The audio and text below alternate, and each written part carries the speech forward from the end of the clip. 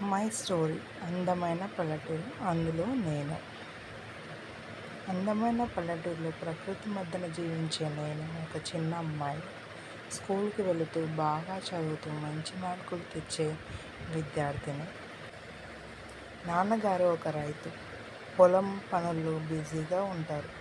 అమ్మ ఇంటి పనుల్లో తీరిక లేకుండా పనిచేస్తూ ఉంటారు. నేను ఈ ఇంటి పనుల్లో సహాయపడతాను.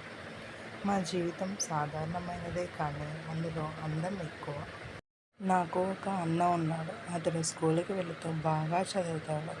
నన్ను ఎంతో ప్రేమగా చూసుకుంటాడు. మేమిద్దరం మంచి స్నేహితుల్లా హ్యాపీగా ఉంటాము.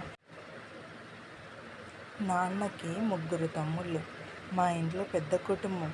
పండుగల సహాయంలో అందరూ కలిసి ఒకే చోటన చేరి ఎంతో హాయిగా వేడుకలు చేసుకుంటాం.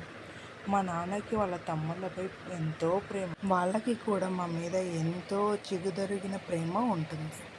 మా చిన్న పల్లెటూరులో ఆనందం ఉంది, ప్రేమ ఉంది, బంధాలు ఉన్నాయి. ఇదే మా కథ. చాలా బాగుంది కదా.